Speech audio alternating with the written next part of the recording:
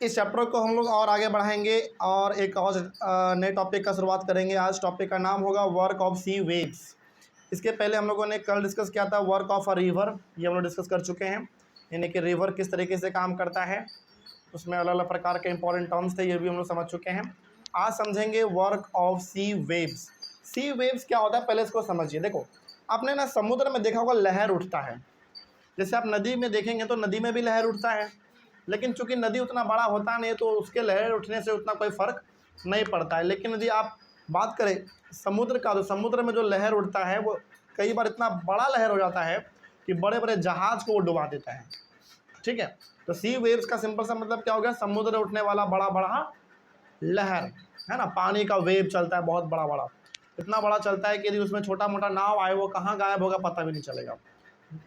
कई बार तो समुद्र में इतने बड़े बड़े लहर उठते हैं कि बड़े बड़े समुद्र में, मतलब समुद्र में बड़े बड़े जहाज गायब हो जाते हैं, सोचो, मतलब डूब जाता है इस तरीके से। तो ये सी वेव किस तरीके से काम करता है, इसमें क्या क्या इंपॉर्टेंट टर्म है, इसी के बारे में हम लोगों का आज क्लास होने वाला है। चलिए शुरू करते हैं।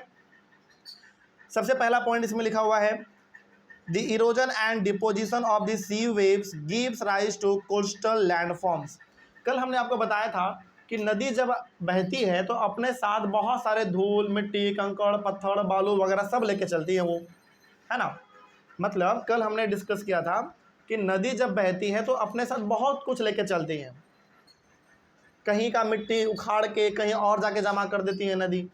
तो जब समुद्र में, जब नदी में इस प्रकार का होता है तो क्या लगता है समुद्र में नहीं होता होगा? समुद्र में भी तो बहुत बड़ा बड़ा लहर चलता है। सिंपल से समझिए, नदी में हम लोगों ने डिस्कस किया था कल कि नदी जब बहती है तो अपने साथ वो धूल, मिट्टी, कंकड़, पत्थर सब लेके चलती है। तो क्या लगता है कि समुद्र ऐसा नहीं करता होगा? समुद्र भी करता है। समुद्र के किनारे कभी आप जाएंगे तो समुद्र का जो किनारा होता है ना वो बहुत ऊंचा ज़मीन होता है। वो ऊंचा क्यों हुआ? क्या वो अपने आप हो गया? नहीं, समुद्र से बहते हुए, समुद्र जब बहता है उसमें जब लहर उठता है तो उसमें भी धूल, मिट्टी, कंकड़, पत्थर जो भी होता है समुद्र में वो भी जाके किनारे नदी के, समुद्र के किनारे जाके लग जाता है। इसीलिए कभी आप गौर करना, समुद्र का किनारे आप जाओगे तो वहाँ पे ना छोटे छोटे आपको पत्थर भी दिखेंगे, बालू भी दिखेगा। वो कहाँ से आया है? समुद्र से ही बहते बहते जाके इकट्ठा हो गया है समुद्र के किनारे। समझ में आ गया बात? कब तो कभी आपको फ्यूचर में समुद्र के किनारे जाने का मौका मिले तो आप कभी गौर करना कि समुद्र के किनारे आपको छोटे छोटे पत्थर भी मिलेंगे, छोटे छोटे कंकड़, पत्थर, बालू वगैरह सब कुछ आपको वहाँ पे मिलेगा। तो वो सब अपने आप नहीं आया है, समुद्र एक जगह से दूसरे जगह बहा के लेके आया और वहाँ पे जाके उसको इकट्ठा कर दिया। ठीक है, अगला है सी केव्स। ये सी केव्स क्या होता है समझो। Hollow like caves are formed on the rocks, they are called sea caves. देखिए यहाँ पे ना आपको दिख रहा होगा सी केव्स। सी केव्स का मतलब होता है क्या, समझिए, चारों तरफ पानी रहेगा, बीच में बहुत बड़ा चट्टान रहेगा, पत्थर का टुकड़ा रहेगा, और उसी में छोटा सा बना हुआ गुफा रहेगा। उसी को हम लोग कह देते हैं सी केव्स। केव से याद रखिए, केव्स का मतलब क्या होता है? गुफा। और यहाँ पे बोला है सी केव्स, तो बताइए कहाँ पे से केव होगा? समुद्र के बीचों बीच होगा।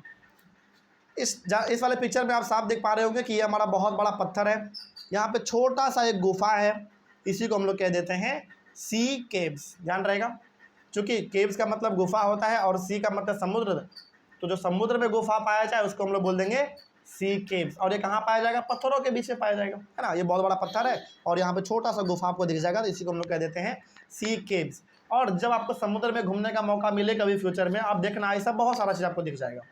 मतलब कि ऐसे समुद्र में जाइएगा जहाँ पे आपको पहाड़ वगैरह दिखे, पत्थर वगैरह दिखे बड़ा बड़ा, तो वहाँ पे आपको सी केव भी दिख जाएगा। अगला है हमारा इंपॉर्टेंट टर्म, फिर अगला है सी आर्क्स। सी आर्क क्या होता है? चलो देखो, when sea caves become bigger and bigger only the roof of the caves remain, thus forming sea arches. Sea caves और सी आर्क में डिफरेंस होता है, ध्यान रखना है। सी केव्स गुफा जैसा होता है, उसमें बस पानी जाएगा और टकरा के वापस आ जाएगा, ठीक। लेकिन सी आर्क जो होता है वो बिल्कुल आर पार पानी उसके जा सकता है। इस डायग्राम में भी आप देख पा रहे होंगे, ये बिल्कुल होल के जैसा बन जाता है, इधर का पानी उधर जाएगा और उधर का पानी इधर आ जाएगा, मतलब पानी इसके आर पार हो सकता है, इसीलिए इसको हम लोग कहते हैं सी आर्क। अच्छा, ये आर्क बनता कैसे है? पहले सी केव बनेगा, मतलब पहले गुफा बनेगा, फिर धीरे धीरे वो और बड़ा हो जाएगा, तो फिर आर पार दिखना चालू हो जाएगा, तो इधर का पानी उधर और उधर का पानी इधर आ पाएगा। तो यदि कोई भी सवाल आपसे पूछ दे कि सी आर्क कैसे बनता है, तो सिंपल से बताना है, पहले बनेगा सी केव, पहले समुद्र में वो पहाड़ के बीच में गुफा बनेगा, फिर गुफा जब बड़ा होता चला जाएगा तो फिर वो आर पार हो जाएगा, आर पार पानी दिखने लग जाएगा, तो वो हमारा सी आर्क कहलाएगा। ठीक है, तो सी केव का मतलब सिंपल सा, पहाड़ के बीच में, पत्थरों के बीच में गुफा, और सी आर्क का मतलब हो गया जब वो गुफा बड़ा हो जाएगा तो पानी इधर का उधर जाने लगेगा और उधर का पानी इधर आने लगेगा, मतलब एक छोटा सा आपको होल जैसा दिखेगा, खिड़की जैसा, गेट जैसा। ठीक, इसी को हम लोग कहते हैं सी आर्क। अगला है स्टेक्स। स्टेक्स क्या होता है समझिए इसके बारे में भी।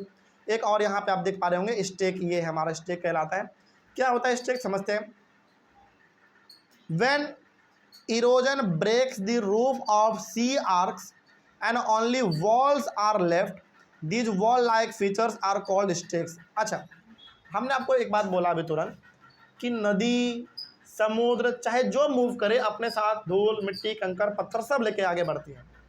तो पानी भी समुद्र का जब लगातार बहते रहती है, तो ये जो आप देख रहे हैं ना बड़े बड़े पत्थर, इसके ऊपर का जो पूरा पार्ट है उसको पूरा एकदम रगड़ रगड़ के पानी उसको एकदम पूरा खराब कर देता है, पूरा गायब कर देता है। तो इस पत्थर का जब ऊपर वाला पार्ट खत्म हो जाता है पानी के लगातार बहने से, तो केवल जो छोटा सा पार्ट बचता है वही हमारा पार्ट कहलाता है स्टिक। कोई दिक्कत इसमें? इसको थोड़ा सा हम लोग और अच्छे से समझ लेते हैं, ध्यान से सुनिएगा बस। देखिए स्टिक होता क्या है, ध्यान से समझिएगा। समुद्र में लगातार लहर चलता रहता है पानी का, तो लगातार लहर चलने के वजह से ये जो बड़े बड़े पत्थर आप देख रहे हैं ना, इसका ऊपर वाला हिस्सा ना पूरा खिस जाता है, पूरा गायब हो जाता है, और गायब होने के बाद जो टुकड़ा बच जाता है समुद्र में पत्थरों का, उसी टुकड़े को हम लोग कहते हैं स्टिक। कोई दिक्कत नहीं। यहाँ पे छोटा सा आपको टुकड़ा दिख रहा होगा, इसका बाकी हिस्सा कहाँ गया भाई? बाकी हिस्सा पानी में खिसते खिसते गायब हो गया। ठीक है, चलिए आगे बात करते हैं। अगला हमारा है सी क्लिफ। ये सी क्लिफ क्या होता है यहाँ पे तो नहीं दिया गया है, लेकिन समझ लीजिए सी क्लिफ क्या होता है। The sea water coast rising almost vertically above the sea water is called a sea cliff. देखो सी क्लिफ क्या कहलाता है, सिंपल सा, आप यदि कभी समुद्र के बगल में जाएंगे ना, तो समुद्र का जो पूरा का पूरा इलाका होता है वो समुद्र के पानी से ऊपर होता है, और समुद्र कहाँ होता है? नीचे होता है। तो वो जो ऊंचा वाला इलाका है उसी को हम लोग कहते हैं सी क्लिफ। मतलब सिंपल सा आप समझिए, समुद्र के कभी आप किनारे जाएंगे तो जहाँ पे आप खड़े होंगे ना, वो जमीन समुद्र के पानी से ऊंचा होगा, वो जो ऊंचा वाला जमीन है उसी को हम लोग कहते हैं सी क्लिफ, और नीचे क्या है फिर आपके? समुद्र है। तो जो ऊंचा वाला जमीन होता है उसी को हम लोग कहते हैं सी क्लिफ। कोई दिक्कत नहीं। और ये सी क्लिफ वही जगह है जहाँ पे लोग समुद्र से नहा के निकलते हैं और कुर्सी पे बैठ के अपना आराम से धूप में बॉडी सेकते रहते हैं। ठीक है, ये हो गया हमारा सी क्लिफ। तो ये सी वेव्स का जो टॉपिक था हमारा, वर्क ऑफ सी वेव्स, क्या पूरा समझ में आया? तो ध्यान रखना है, इसमें 4 इंपॉर्टेंट टर्म है। पहला सी केव, ये जो पत्थर हैं, इतने बड़े बड़े पत्थर में जब छोटा छोटा सा छेद हो जाए वो हमारा कहलाता है सी केव, यानी कि गुफा जब बन जाए तो सी केव कहलाएगा। जब यही गुफा बड़ा हो जाता है तो पानी आर पार फिर होने लगता है, उसमें एक होल बन जाता है दरवाज़ा टाइप, जो कि हमारा सी आर्क कहलाता है। और लगातार समुद्र में लहर चलने के वजह से पूरा पत्थर वगैरह खिंच जाता है, गायब हो जाता है, तो जो छोटा मोटा पार्ट बच जाता है उसी को हम लोग कह देते हैं स्टिक। ओके, उसके बाद समुद्र के किनारे जो ऊंचा ऊंचा जगह होता है, ज़मीन होता है, उसी को हम लोग कह देते हैं सी क्लिफ। सिंपल। ठीक है, आइए आगे बात करते हैं। अगला है हमारा है वर्क ऑफ आइस। आइस का काम क्या है? आइस को समझना है तो आपको ग्लेशियर समझना पड़ेगा। समझिए पहले ग्लेशियर होता क्या है। देखो इसमें क्या लिखा हुआ है वो तो हम लोग समझेंगे ही, लेकिन पहले समझिए ग्लेशियर होता क्या है। देखो ग्लेशियर का मतलब होता है एक ऐसा इलाका एकदम दूर दूर तक, जहाँ तक आपका नज़र जाएगा वहाँ तक केवल और केवल बर्फ फैला होगा, उसी को हम लोग कहते हैं ग्लेशियर। जैसे डेजर्ट किसको कहते हैं हम लोग? दूर दूर तक इलाके में क्या फैला रहेगा? बालू, सैंड वगैरह फैला रहेगा, उसको हम लोग डेजर्ट कहते हैं। उसी प्रकार से यदि दूर दूर तक केवल और केवल जहाँ तक आपका नज़र जा पा रहा है वहाँ तक यदि केवल बर्फ़ फैला हुआ है तो हम लोग कहते हैं ग्लेशियर। तो ये क्या होता है, इसमें क्या है इंपॉर्टेंट बातें, आइए थोड़ा इसको हम लोग समझते हैं। Glaciers are rivers of ice which to erode the landscape. Glacier को ना बर्फ का नदी कहा जाता है, सही बात है। मतलब दूर जहाँ तक आपका नज़र जाएगा केवल और केवल बर्फ़ ही दिखेगा। तो ग्लेशियर को क्या कहा जाता है? बर्फ़ का नदी कहा जाता है। मतलब इसमें बर्फ़ का कोई कमी नहीं होता है। और ध्यान रहे, ये ग्लेशियर भी जिस ज़मीन पर होगा उस ज़मीन को ये भी बर्बाद करता है। बर्बाद मतलब उस ज़मीन के मिट्टी, धूल, बालू, कंकड़, पत्थर को ये भी बहा के अपने साथ लेके चला जाता है। क्योंकि भाई बर्फ़ है ना, बर्फ़ पिघलेगा, पानी बनेगा, और पानी बन के जब ये आगे बढ़ेगा तो ऑब्वियस सी बात है अपने साथ क्या लेके चलेगा? वो कंकड़, पत्थर सब कुछ लेके चलेगा। तो ग्लेशियर भी अपने साथ चीज़ों को लेकर आगे बढ़ता है। जैसे नदी अपने साथ धूल, मिट्टी, बालू लेके चलता है, समुद्र अपने साथ कंकड़, पत्थर लेके चलता है, उसी तरीके से ग्लेशियर भी जब पिघलता है तो अपने साथ वो भी पहाड़ों पे मौजूद कंकड़, पत्थर को लेके आगे बढ़ता है। ध्यान रहे, हमारे इंडिया में से बहुत सारे नदी हैं जिनका शुरुआत ही ग्लेशियर से होता है। एग्जाम्पल आपका गंगोत्री, गंगा नदी सबसे अच्छा एग्जाम्पल। बहुत सारे नदी हैं, लेकिन हम लोग जिस नदी को ज़्यादा जानते हैं वो गंगा नदी है, क्योंकि हमारे बिहार से गुजरती है। तो गंगा नदी के बारे में हम लोग को बहुत कुछ पता है। तो गंगा नदी कहाँ से निकलती है? गंगोत्री, उत्तराखंड के एकदम पहाड़ों से निकलती है। उत्तराखंड हो गया आपका, एकदम पूरा बर्फीला पहाड़ होता है, उधर से निकलती है। तो वो कहाँ से निकल रही है?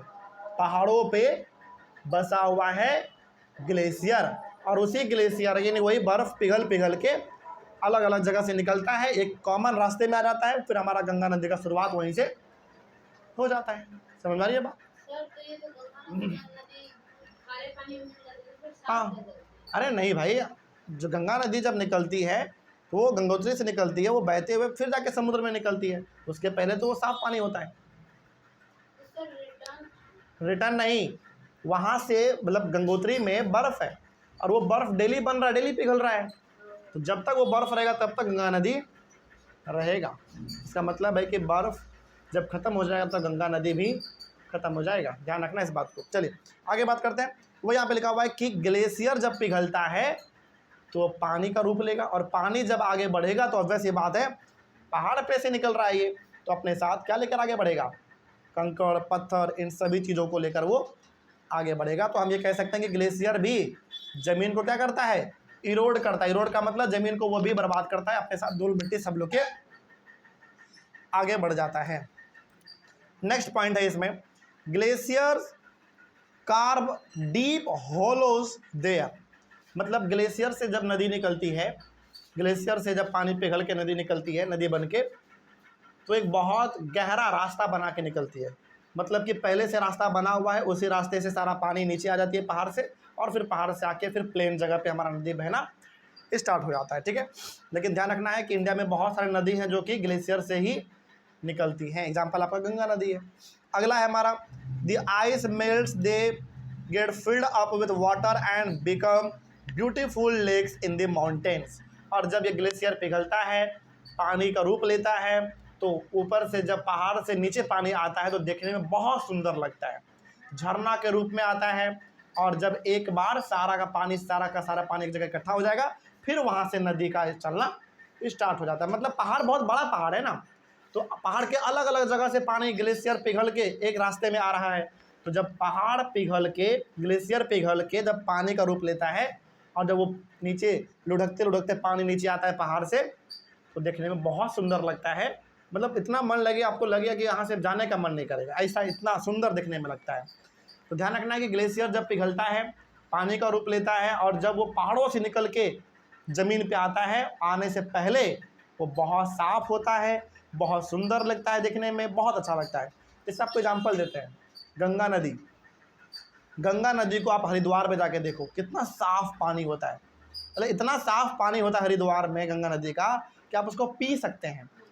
लेकिन जैसे जैसे गंगा नदी आगे बढ़ती है, यूपी में आती हैं, बिहार में, फिर बंगाल में, गंदा होता चला जाता है। क्यों?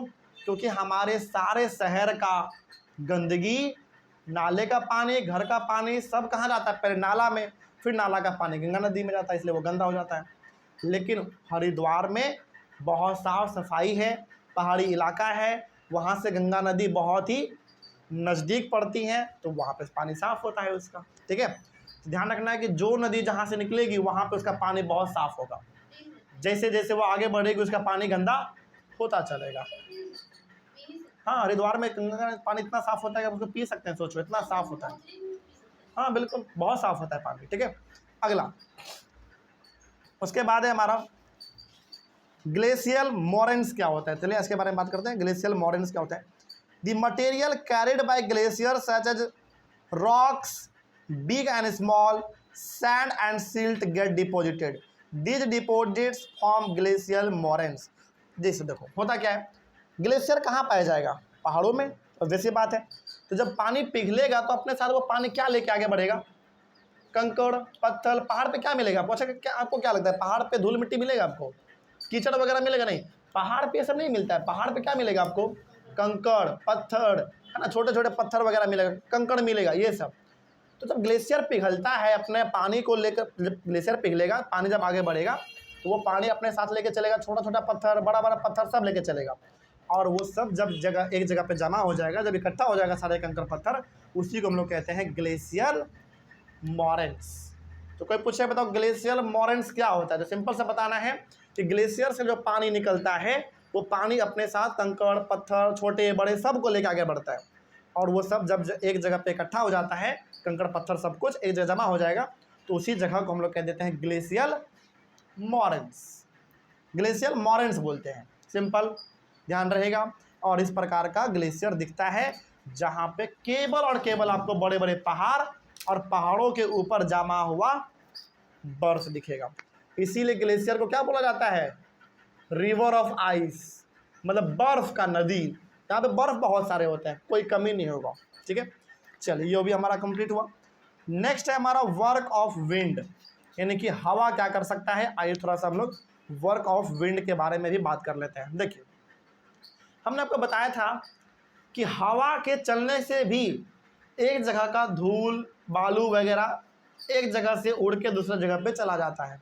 अच्छा यदि आपको ये चीज़ देखना हो ना, तो आप ऐसे जगह पे जाके देखिए जहाँ पे बालू बहुत ज़्यादा पाया जाता हो। एग्जाम्पल आपके राजस्थान का डेजर्ट, मतलब डेजर्ट का इलाका ऐसा होता है ना कि यदि वहाँ पे एक बार आंधी तूफान आ गया ना, तो आप देखेंगे कि यहाँ पे ना बालू का पहाड़ नहीं था, जमा हो गया बन गया, और जहाँ पे बालू का पहाड़ था वो सारा बालू वहाँ से गायब हो जाएगा और दूसरे जगह पे जाके जमा हो जाएगा।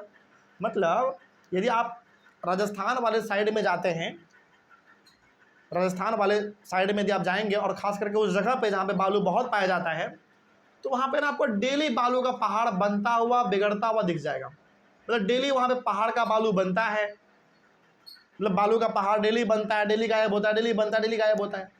क्योंकि ध्यान रखना है, हवा चलने से एक जगह का बालू सारा उड़ के दूसरे जगह पे चला जाता है और वहाँ पे पहाड़ बन जाता है बालू का। मतलब इतना बड़ा भी पहाड़ नहीं, लेकिन वहाँ पे छोटा ऊंचा जगह गहरा जगह बन जाता है बालू का। ठीक है, चलिए आगे बात करते हैं। इसमें क्या लिखा हुआ है देखिए। अच्छा इस पिक्चर को भी आप देख के समझ पा रहे होंगे कि, अच्छा आपने मूवी में भी देखा होगा, मूवी में बहुत सारे ऐसे मूवी आप देखे होंगे जहाँ पे बड़े बड़े पहाड़ दिखते हैं बालू के बने हुए, लेकिन वो पहाड़ एक्चुअली में होता नहीं है, वो बालू एक जगह पे जमा हो गया, कहीं पे गायब हो गया। इस प्रकार का स्ट्रक्चर ऊंचा नीचा वाला आपको दिख जाता है। इसको हम लोग बोलते हैं सैंड ड्यून्स। क्या बोलते हैं? सैंड ड्यून्स बोलते हैं। आइए थोड़ा इसके बारे में पढ़ते हैं, फिर आगे बात करेंगे। An active agent of erosion and deposition in the desert is wind. मतलब कि डेजर्ट वाले इलाका में जहाँ पे बालू वगैरह बहुत ज़्यादा पाया जाता है, वहाँ पे बालू को एक जगह से उड़ा के दूसरे जगह पे लेके जाना, यहाँ पे काम कौन करता है? ये हवा काम करता है। कौन करेगा? हवा करेगा। ठीक है, अच्छा यदि आप दुनिया के सबसे बड़े डेजर्ट में चले जाते हैं, सहारा डेजर्ट में यदि आप चले जाते हैं, तो वहाँ पे तो आपको और ये साफ तरीके से दिख जाएगा। मतलब वहाँ पे ना डेली आप देखेंगे कि आपके, मतलब आप इमेजिन करो, ऐसा होता है कि एक बालू का पहाड़ आज बना, कल वो गायब हो जाएगा, पता नहीं कहाँ गया। इसका सिंपल सा रीज़न है कि हवा चला, उड़ा के लेके चला गया, दूसरे जगह पे जाके वो उसको इकट्ठा कर दिया।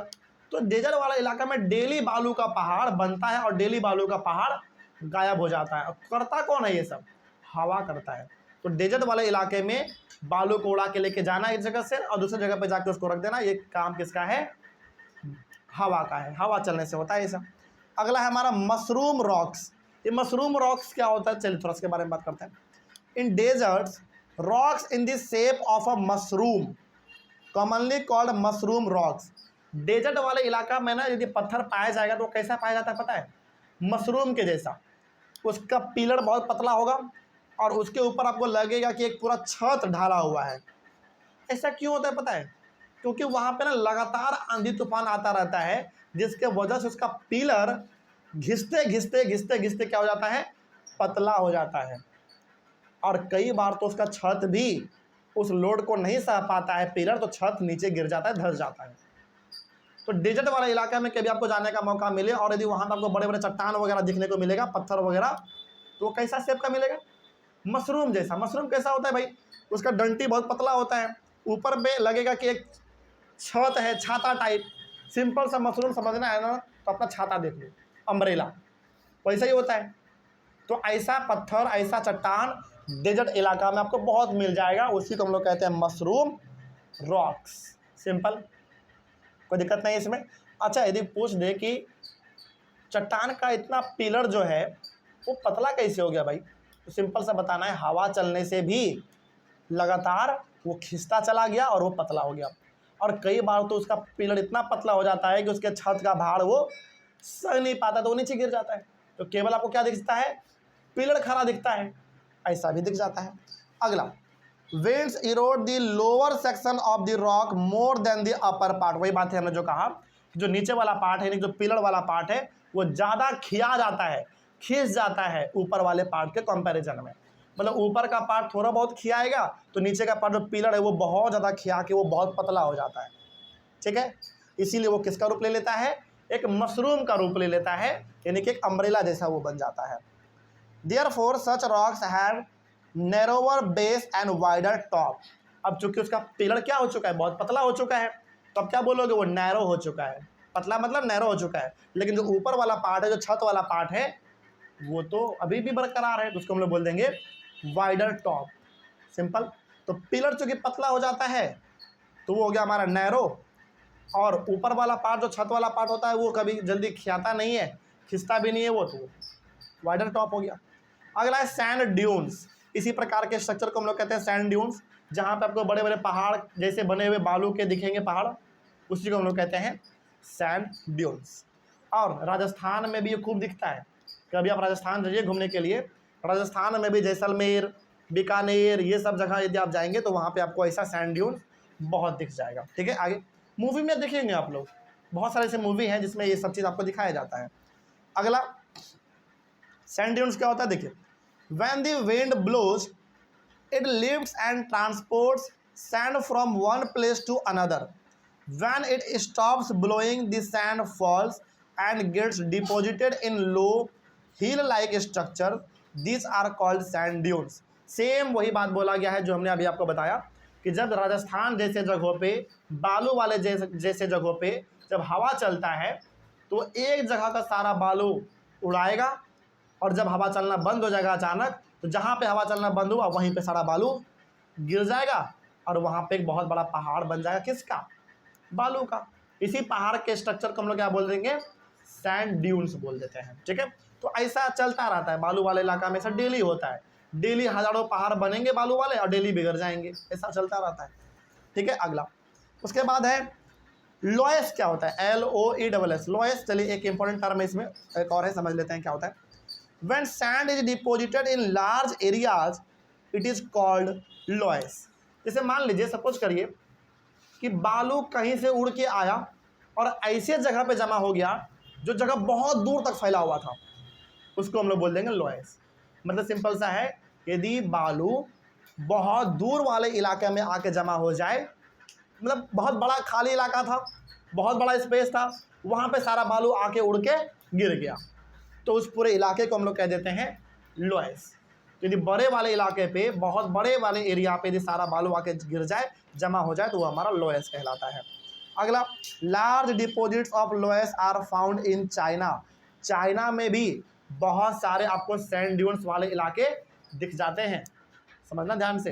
तो चाइना में भी बहुत बड़े बड़े डेजर्ट वाले इलाके हैं, वहाँ पे भी बहुत खाली जगह है और वहाँ पे अलग अलग जगह का बालू उड़ के आता रहता है और वहाँ पे जमा होता रहता है। सबसे बड़ा डेजर्ट हमारे वर्ल्ड का सहारा डेजर्ट है, वहाँ पे ऐसा डेली चलता रहता है, ठीक है। और ध्यान रहे कई बार तो ये इतना भयंकर तरीके से वहाँ पे बवंडर आता है, बालू उड़ता है, हवा चलता है कि यदि आप वहाँ पे खड़े रहेंगे ना तो बालू में आप गायब हो जाएंगे। सोच लो, इतना भयंकर तरीके से बालू उड़ता है वहाँ पे और जमा होता है। चलो, इस तरीके से हमारा टॉपिक और टॉपिक के साथ पूरा चैप्टर हमारा कंप्लीट हुआ। अब बताइए, इस चैप्टर में कहीं पर कोई डाउट किसी को? समझ में आया सब कुछ? तो चैप्टर बहुत सिंपल था, ध्यान रहे, बहुत छोटा भी था, लेकिन इस चैप्टर में इंपॉर्टेंट टर्म्स बहुत सारे हैं, तो इसको ध्यान से पढ़िएगा, याद करिएगा, क्योंकि एग्जाम में ये सब चीज़ आता है। तो चलिए, हम लोग का क्लास यहीं पे खत्म होता है। ऑनलाइन वाले बच्चे, आप लोगों को कहीं पे कोई डाउट रहा होगा तो कमेंट कर दीजिएगा। हम लोग मिलेंगे अपने अगले क्लास में फिर से एक नए चैप्टर के साथ और एक नई शुरुआत के साथ। तब तक के लिए thank you very much and have a nice day.